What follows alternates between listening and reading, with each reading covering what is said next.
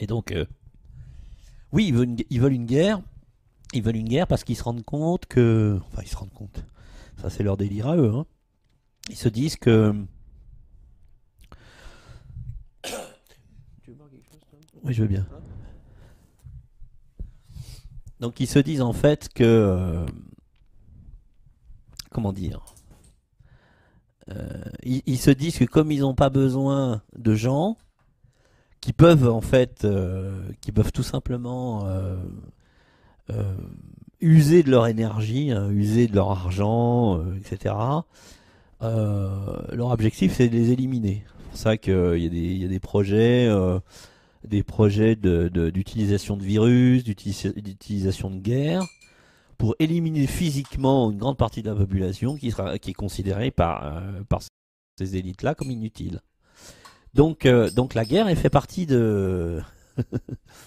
La guerre, elle fait partie en fait de la technique pour se débarrasser des populations gênantes, considérées comme superflues. C'est ça en fait le truc. Une population superflue. C'est ça la dénomination en fait de leur délire. Et la guerre, elle sert à ça. Hein. Bah, oui, je te coupe une nouvelle fois. Oui, vas-y. Surtout que quand on entend un peu parler les Bush, hein, senior ou junior, quand on entend parler les Attali, c'est facile hein, d'aller vérifier par vous-même sur YouTube. Hein, j'en reviens toujours, mais c'est l'éveil, ça fait la curiosité, ça fait partie aussi un peu de l'éveil. Donc pour vérifier ce qu'on dit là, par vidéo, n'hésitez pas à aller chercher les infos. Mais quand on entend parler un Bush senior ou un Nathalie d'un nouvel ordre mondial, quand on entend qu'ils souhaitent une grande, ce qu'ils appellent alors je mets des guillemets, hein, mais ce qu'ils appellent une grande Israël qui s'étend de l'Euphrate comment, jusqu'aux frontières, Jusqu'au Nil. jusqu'au Nil. euh, ils vont être obligés d'attaquer certains territoires pour se les procurer, hein, pour l'énergie, Ils voulaient utiliser les printemps arabes pour ça d'ailleurs. voilà, hein, donc C'est-à-dire qu'ils s'étaient arrangés pour provoquer des printemps arabes, pour mettre au gouvernement des pays qui ont été soumis au printemps, je dis bien soumis, ils voulaient mettre les frères musulmans. Mm.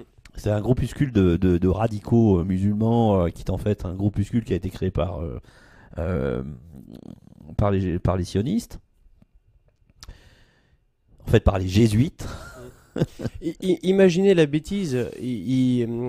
Dans les médias traditionnels, ils nous vendaient le printemps arabe comme une marche vers la démocratie, tout ça. Le but final, c'était de mettre à la tête de ces pays les frères musulmans. On est très loin de la démocratie.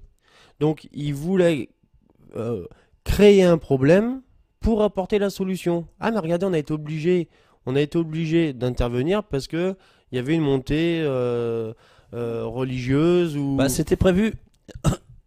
Les frères musulmans, en fait, le discours était prévu d'avance que les frères musulmans allaient prononcer des déclarations très fortement antisionistes, avec une intention à peine voilée d'attaquer Israël. Mm. Et quand on regarde qui sont les frères musulmans et qui se trouvent derrière, très rapidement on se retrouve au Mossad. Hein. Mm.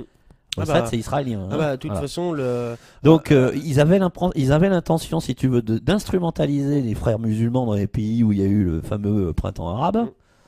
et qui maintenant est un échec total pour les Israéliens surtout. Donc ils ont vraiment plus les moyens de justifier une agression militaire contre ces pays-là. Ouais.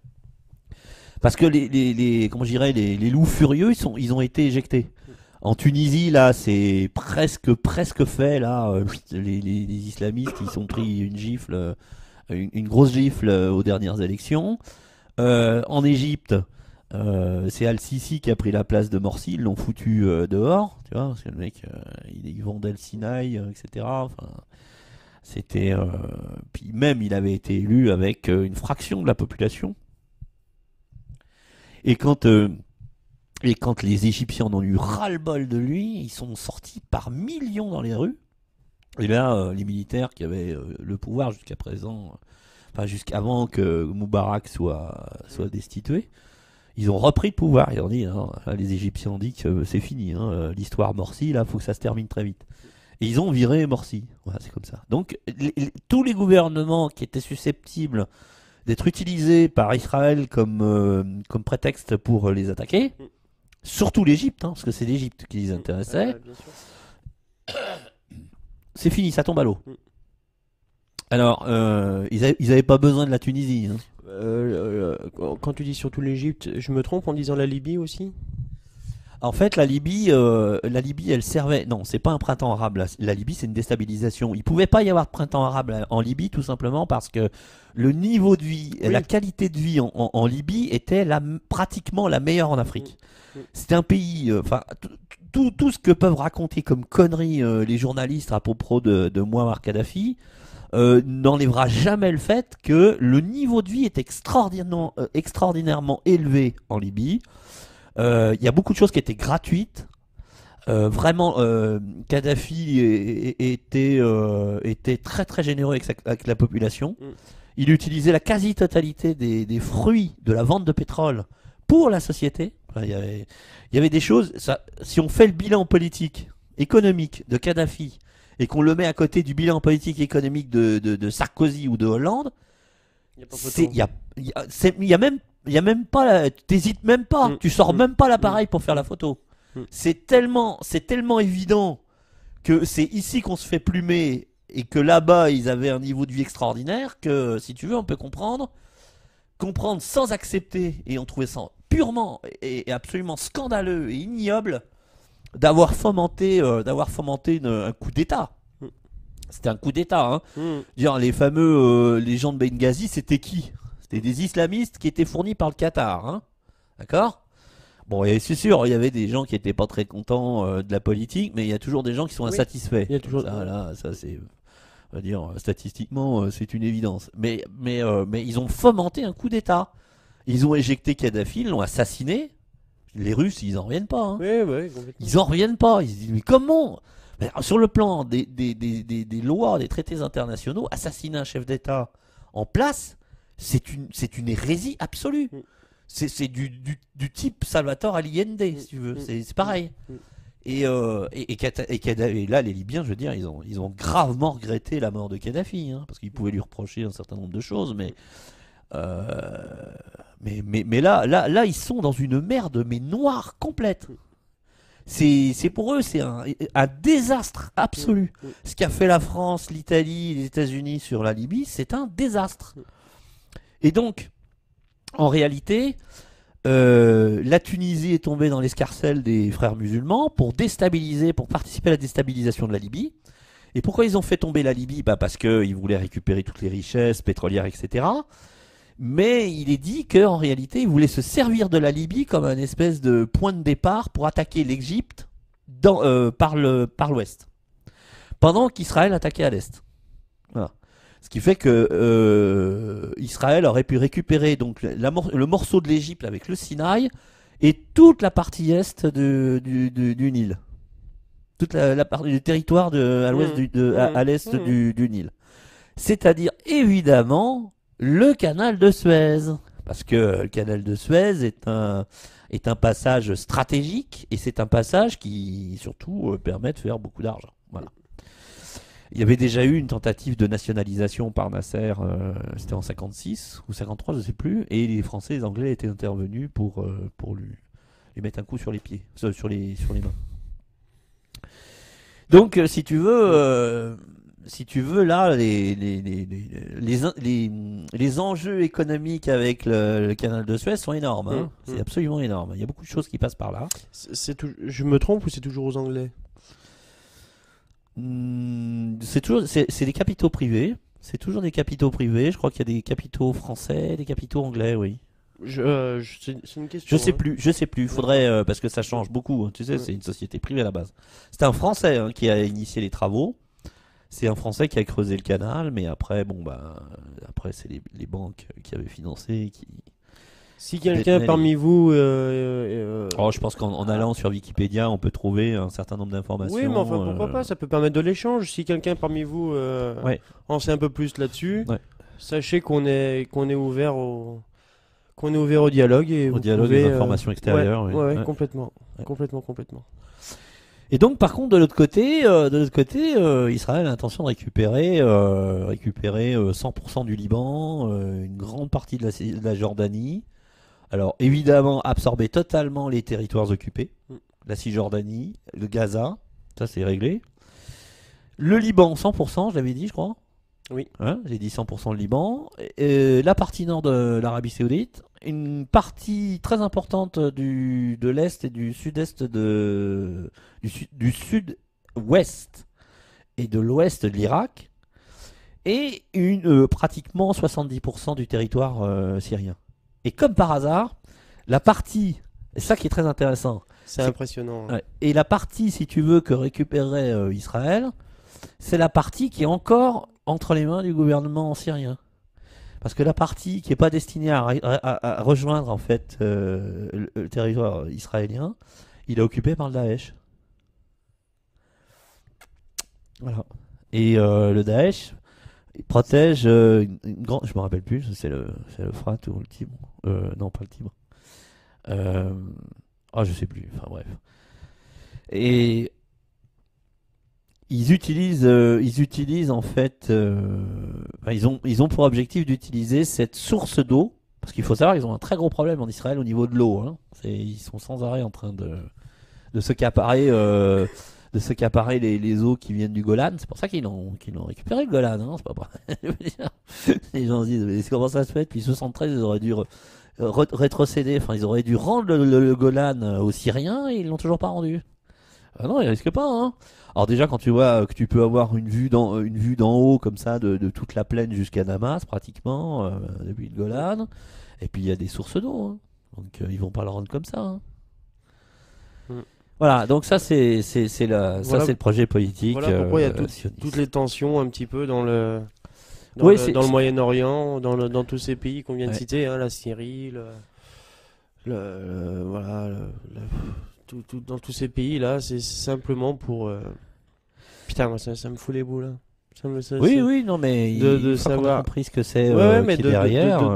et puis de savoir aussi que le gouvernement français quelque part soutient, participe, encourage tout ça Absolument. dans notre dos, dans le dos de toute la population, parce que je reste persuadé que certains d'entre vous le savent, mais certains ne le savent pas, et combien ne le savent pas, c'est...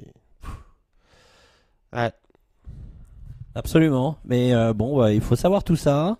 Et puis surtout, il ne faut pas rester les bras croisés. C'est-à-dire que, c'est évident qu'on ne fera pas des grandes manifestations avec 10 millions de personnes dans la rue demain. Parce qu'il y a beaucoup de gens qui croient encore au Père Noël. Hein. Ça tombe bien puisque les fêtes de Noël arrivent. Ce qui tombe mal peut-être après, c'est que après la trêve des confiseurs, il risque d'y avoir un déchaînement des pluies de grêlons gros comme des calebasses, tu vois. Donc, et là, ça va pas faire dans la dentelle, Ouais. parce que c'est le pendant en fait de l'inconscience et de la lâcheté citoyenne, c'est-à-dire d'attendre que les choses deviennent si graves que finalement on commence seulement à bouger quand c'est presque perdu. Et c'est le risque, hein. C'est-à-dire que la tension monte entre l'Ukraine et la Russie, à cause de Washington plutôt. Et la tension monte également en Syrie. Hein. C'est deux points très brûlants de l'actualité. C'est pas par hasard si on a fait une émission complète sur l'Ukraine et la Syrie à ce niveau-là. Et il y a toujours en toile de fond les histoires de finances, les histoires de richesses minérales. Hein. Israël convoite les richesses gazières qui normalement devraient être exploitées par Gaza. C'est pour ça qu'ils se sont acharnés, la dernière fois qu'il y a eu une guerre à Gaza, ils se sont acharnés, une agression israélienne sur Gaza, ils se sont acharnés en fait sur le territoire de Gaza pour en détruire toutes les habitations. C'est une façon de chasser la population, si tu veux. Mm. Et les gens, ils dorment maintenant dans les tentes, Mm. avec le froid qu'il fait. Il y a eu même dernièrement une inondation absolument incroyable, ce qui fait qu'il y a beaucoup d'habitations qui ont les pieds dans l'eau. Le reste, hein, celles qui n'ont pas été détruites. Et tout ça, l'objectif, c'est de chasser les Palestiniens de Gaza pour leur piquer les réserves de gaz, hein. Les réserves de gaz et peut-être même de pétrole. Mm. Donc, c'est de la prédation. Leur territoire et leur Ouais. leur énergie, hein, quelque Énergie, part, hein, moyen de subsistance. mm. Enfin, ils pourraient développer des activités. Bien sûr, oui, ils pourraient développer des activités grâce à ça, quoi. Grâce à la vente du gaz, ils pourraient développer Gaza, ils pourraient reconstruire correctement Gaza et faire une belle agglomération. Et Israël n'en veut surtout pas, surtout pas. Sinon, le grand Israël serait remis en question. Tu comprends. Donc ils n'ont pas l'intention, ils ont absolument pas l'intention de laisser les Gazaouis profiter de leur manne, c'est pas possible. Et il y a la même chose au Liban, c'est-à-dire qu'au Liban il y a aussi des réserves de gaz, en Syrie aussi. Oui, en Syrie, oui. Donc ils veulent, comme ils veulent annexer le Liban et une partie de la Syrie, ils ont l'intention évidemment d'annexer toutes ces richesses, Ils vont tout englober, hein. tout englober. Mais ça se passera pas comme ça. Ça se passera pas comme ça. Et puis ça se passera pas comme ça parce que tout dernièrement, pour la 7e fois consécutive, la chasse aérienne israélienne a frappé à 2 endroits en Syrie, hein, avec 8 ou 9 avions. Et bon, il en manque un à l'appel, hein, au retour, hein, quand même. Hein. Mais Il en manque quand même oui, un non, au même, retour. oui, quand même, oui. Alors, il y en a qui disent que en fait, c'était un terrain, enfin c'était pour préparer en fait le positionnement des missiles anti-aériens de défense russes S-300 que la Russie est sur le point de livrer à la Syrie. Et je ne sais pas si c'est hier ou encore aujourd'hui, en tout cas, il y a un représentant de la diplomatie russe qui était présent pendant 2 jours à Damas, et je pense qu'ils vont discuter sérieusement de cette histoire d'agression aérienne israélienne et qui passe pas du tout. Hein. Ça c'est clair, elle passe pas du tout. Les Russes ont déposé, pas une plainte, mais en tout cas ont fermement exigé d'Israël une explication pour justifier cette agression aérienne. Et il est certain que... Oui. Non, fini, Tom, excuse-moi. Ouais, non, il n'y a pas de souci. Non, mais je trouvais que c'était plutôt inquiétant enfin, je sais pas si c'est inquiétant, mais en tout cas, ça montre la détermination un petit peu des Russes d'avoir vu Hollande il y a quelques jours, et puis là aujourd'hui, hop, il rentre dans la marche avec la Syrie à mon avis, des discussions bien poussées sur un futur plan où c'est-à-dire qu'à un moment donné, c'est ça évident. montre que Hein. c'est juste là, quoi. Hein. C'est-à-dire qu'on est à la croisée des chemins parce que c'est évident que si Israël agit parce que elle a peur que ces petits mercenaires djihadistes, terroristes perdent la partie, si c'est ça la raison pour laquelle ils sont intervenus, c'est inévitable que d'autres interventions vont avoir lieu de la part d'Israël. C'est inévitable, et de plus en plus souvent, pour sauver la mise. Parce que les Syriens, au nord du pays, sont en train de mettre la raclée aux djihadistes. D'accord ? Même le Daesh. Hein. Ça fuit de partout. Hein. Il y a des gens qui se sont barrés en Turquie parce que Alep est sur le point d'être encerclé, hein, quasiment ou presque. Hein. Donc il y a juste qu'à Daraa, comme par hasard au sud, qui pourrait justement être défendu grâce à l'intervention israélienne et jordanienne. C'est pour ça que les terroristes arrivent à reprendre du terrain là-bas, au sud. Mais il y a un moment donné, si tu veux, la question va être, qu'est-ce qu'on fait, quoi ? Parce que si à chaque fois qu'on avance, qu'on met la raclée aux terroristes et qu'on essaye de libérer notre pays, les Israéliens nous bombardent pour nous empêcher d'y arriver, ça va être une guerre sans fin. Et on n'a pas les moyens de faire une guerre sans fin. Et le problème, c'est qu'après, si on répond à Israël, ils vont dire ouais, ils ont attaqué, et puis ils vont répondre avec du nucléaire assez rapidement. Donc, il y a un moment donné, si tu veux, il y a quelque chose qui sera inévitable, hein, d'une manière ou d'une autre. C'est-à-dire que la Syrie peut pas supporter d'être continuellement agressée par quelqu'un qui a pas de déclaration de guerre. Il n'y a pas de déclaration de guerre. Israël n'a pas dit je déclare la guerre à la Syrie. Enfin, t'imagines? Est-ce que l'Angleterre est venue bombarder la France pour parce que la France avait le Mistral et que on risquait de la livrer aux Russes? Ça n'a pas de sens. Imagine ce qui serait passé si ça s'était passé ça. Là, la France aurait envoyé les Rafales et puis on aurait fait des dégâts en Angleterre. Hein. Et là, la Syrie, heureusement qu'on a des gens comme Bachar al-Assad qui dirigent le pays, parce que un type un petit peu aigri par les humiliations, Qui se serait laissé aller avec il aurait balancé des obus chimiques. Là, l'autre, ils Boîte de attendaient Pandore que ça. après, Hein. Ah bah ils avaient que ça. Hein. Ils attendaient que ça. Ils balançaient le nucléaire. Hein. C'était réglé comme du papier musique. Mais ça veut pas dire qu'ils n'ont pas l'intention de le faire d'une manière ou d'une autre, hein, tôt ou tard. Et si tu veux, c'est là qu'on voit qu'on est à la croisée des chemins, puisque je dirais, l'objectif principal des Syriens, et ça ils ne veulent pas en changer, et c'est logique, c'est de chasser les terroristes. Et Israël, son but à lui, c'est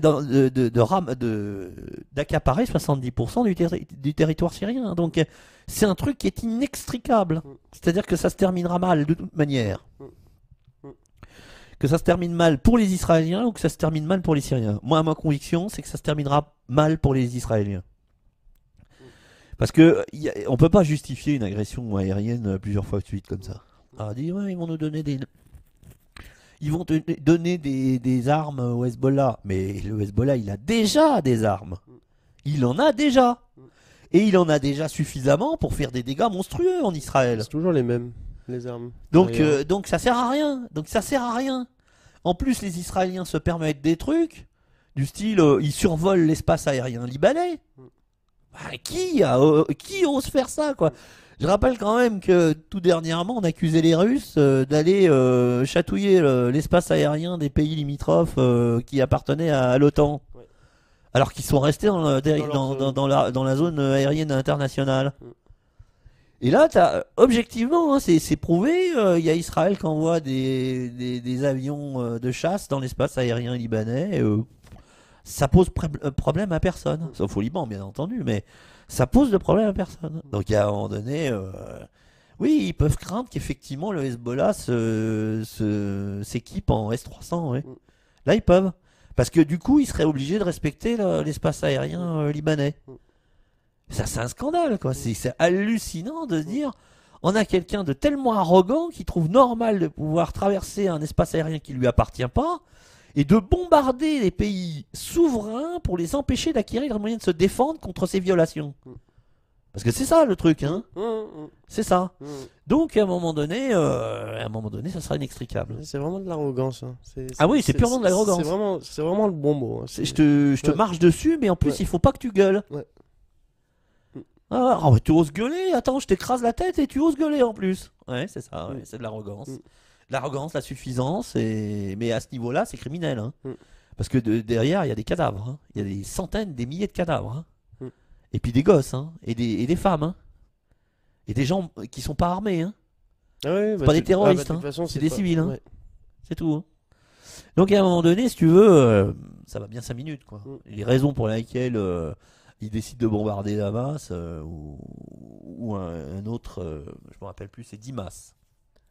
C'est tellement injustifiable et tellement bidon.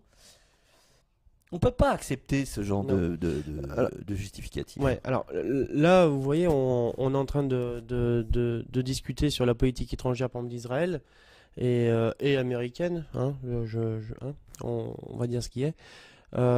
Pensez pas que c'est inutile parce que la France, je le répète, cautionne et encourage cette politique étrangère. La France en tant que pays n'a plus de politique étrangère, si ce n'est le soutien. On le voit avec l'histoire du Mistral, hein, d'ailleurs. On le voit avec le Mistral, avec tout plein de choses, de toute façon. Hein. Mais le Mistral, ça aurait pu être ça aurait pu faire un bien fou à l'économie actuelle et puis peut-être redorer un petit peu notre blason aussi, hein, qui est un peu sale en ce moment. Absolument. Ça aurait pu permettre pas mal de ça aurait pu être bon pour nous et puis non, on est tellement accroupi face aux Américains, à toute cette domination, et ben non, non, on est là, on s'écrase et puis on fait ce qu'on nous dit de faire. Bah, ça va d'ailleurs, à propos du Mistral, ça va nous coûter extrêmement cher, Mm. hein, puisque Ah bon, il on y va se a, prendre des pénalités. voilà, il y a les 1,2 milliard que coûte en fait à la Russie l'achat des deux bâtiments de classe Mistral, hein, le Vladivostok et le Sébastopol, je crois. Et donc les Russes ont payé au moins la moitié, c'est-à-dire qu'ils ont déjà payé en fait le Vladivostok. Ils ont pas complètement payé le Sébastopol, hein, mais ils ont déjà payé le Vladivostok, ça c'est sûr. Alors, ce qui veut dire que si jamais il y a une rupture de contrat et les conditions dans lesquelles la rupture a été faite, c'est dans le domaine de l'illégalité, hein, c'est clair. Ça veut dire que les Russes vont pouvoir demander des indemnités. Et puis là, Et là, ça va manger. là, Là, ça peut aller manger, ça peut aller chercher jusqu'à 3 milliards. là, ça va douiller. Là. Mais il n'y a pas que ça, c'est que le problème, c'est que normalement, le bâtiment qui est Saint-Nazaire aurait dû quitter la rade de Saint-Nazaire depuis le 14 novembre. Mm. Et donc, le problème, c'est que ce bâtiment-là, il est maintenant stocké à un endroit qui appartient à quelqu'un et qui demande des indemnités de stockage. Donc en fait, même si on ne donne pas ce bâtiment à la Russie, ça va quand même coûter de l'argent par le gardiennage. Parce qu'il faut, c'est un truc qui est, c'est un bâtiment militaire quand même, hein, c'est pas n'importe quoi. Hein. On rappelle quand même qu'il y a eu un cambriolage. Hein. Il y a eu un vol d'instruments ultra précis de détection chez Thales avec l'unité centrale de gestion du système. D'accord?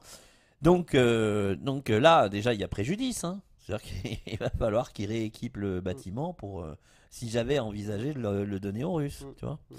Donc déjà ça. Et puis, il y a surtout un truc, c'est que si jamais les Français ne rendent pas le Mistral, ne donnent pas le Mistral aux Russes, ça veut dire que la France montre qu'elle n'a pas de souveraineté. Et que sa parole ne vaut rien. Ne vaut rien. La signature de la France ne vaut rien.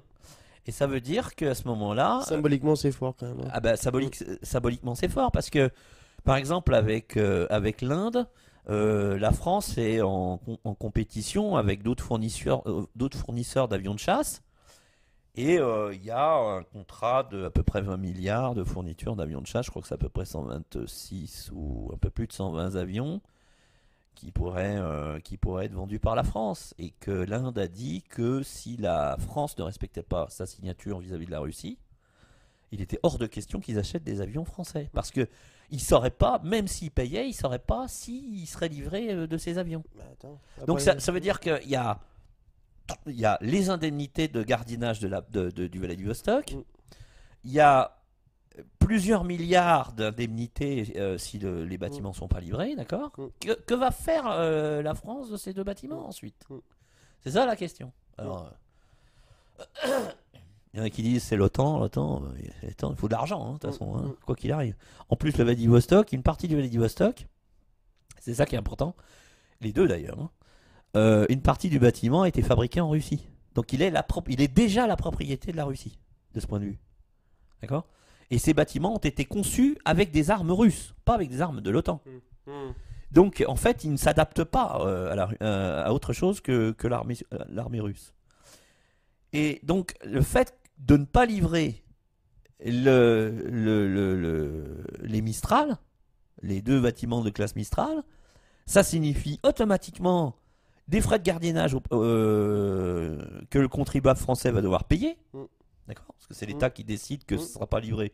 Donc c'est l'État qui paye. Hein, voilà, c'est le décideur qui paye. Donc c'est nous. Hein, c'est pas cher, c'est l'État qui paye, comme disait Hollande. Hein, d'accord? C'est pas son argent, c'est le nôtre. Non. Lui, il paye pas, lui, il reçoit toujours.